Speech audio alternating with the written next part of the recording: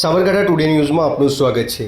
ડીસામાં સૈફુલ ઇસ્લામ trust દ્વારા પ્રથમ સમૂહ લગ્ન યોજાયો। 15 નવ દંપતીના નિકાહના બંધનમાં જોડાયા। ડીસામાં સૈફુલ ઇસ્લામ ટ્રસ્ટ તથા બઝમે અસગરીના સાથ સહકારથી હઝરતભાઈ જાન બાવા દરગાહ કમ્પાઉન્ડમાં આજ રોજ 15 યુગલોના નિકાહ બંધનમાં જોડાયા હતા। આ પ્રસંગે પધારેલા મહેમાનોમાં સૈયદ હમઝા અશરફ કિચોશા શરીફ તથા હઝરત હસન અલી બાવા ડીસા, હઝરત સૈયદ શકલેન અશરફ કિચોશા શરીફ તથા સૈયદ મુઝફ્ફર હુસૈન વડોદરા તથા સૈયદ અઝીમ બાપુ સિદ્ધપુરી, સૈયદ જાવેદ બાપુ બોરસદ સહિત મહેમાનો પધાર્યા હતા। દરેક મહેમાનોનું ફૂલોથી ટ્રસ્ટ દ્વારા સ્વાગત કરવામાં આવ્યું હતું। આ પ્રસંગે હઝરત હમઝા અશરફ સાહેબે જણાવ્યું હતું કે દુનિયાની સાથે દીની તાલીમ આપો જેથી કરીને આવનાર બાળક દીનદાર બની શકે। જ્યારે પ્રથમ સમૂહ લગ્ન કરનાર સૈફુલ ટ્રસ્ટના સભ્યોને મુબારકબાદી પાઠવી હતી। આ પ્રસંગે હઝરત હસન અલી બાવાએ જણાવ્યું હતું કે દરેક ઘરમાં મા બાપના પોતાના બાળકોને દીનની સાથે શિક્ષણનું જ્ઞાન આપી બાળકોના પરવરિશ પર ધ્યાન આપો જેથી કરીને સમાજમાંથી તલાકનો પ્રશ્ન હલ કરી શકાય।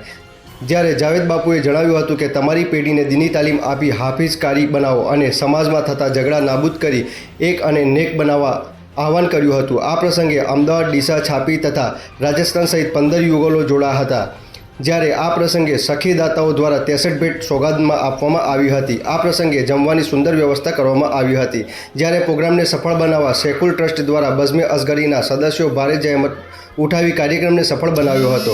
આ પ્રસંગે કાર્યક્રમનું સફળ સંચાલન જાવેદ બાપુએ કર્યું હતું। Reporter Jamil Memon, Sabarkantha today news, Deesa.